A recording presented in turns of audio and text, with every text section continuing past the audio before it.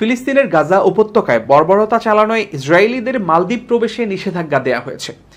দেশটির প্রেসিডেন্টের দপ্তরের বরাতে স্থানীয় সংবাদ মাধ্যম এডিশন এমভি এই তথ্য জানিয়েছে।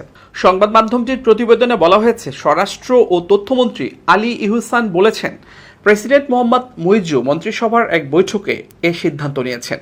মালদ্বীপে ইসরায়েলিদের প্রবেশে নিষেধাজ্ঞা দিতে প্রয়োজনীয় আইনি পরিবর্তন আনা হবে বলেও জানিয়েছেন তিনি।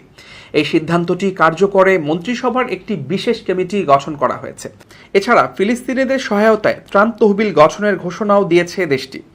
এসব অর্থ গাজায় জাতিসংঘের পরিচালিত সংস্থা ইউএনআরডব্লিউর কাছে পাঠানো হবে। ইসরায়েলি সংবাদ মাধ্যম টাইমস অফ ইসরায়েল জানিয়েছে, 2023 সালে 11,000 ইসরায়েলি মালদ্বীপ ভ্রমণ করেন, যা দেশটিতে গত বছর যাওয়া মোট পর্যটকের 0.6%।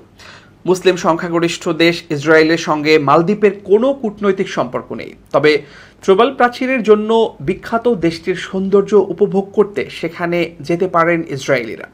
এদিকে গত বছরের 7 অক্টোবর ফিলিস্তিনি সশস্ত্র গোষ্ঠী হামাস ও দখলদার ইসরায়েলের মধ্যে যুদ্ধ শুরু হয়। প্রায় 8 মাস ধরে চলা এই যুদ্ধে এখন পর্যন্ত 36,000-এর বেশি ফিলিস্তিনি নিহত হয়েছেন। এছাড়া আহত হয়েছেন আরও প্রায় 1 লাখ মানুষ। ইসরায়েলি সেনারা এই সময়ের মধ্যে গাজার হাজার হাজার ভবন ধসিয়ে দিয়েছে। এতে করে ছোট্ট এই উপত্যকার বেশিরভাগ মানুষ বাস্তুহীন হয়ে পড়েছে।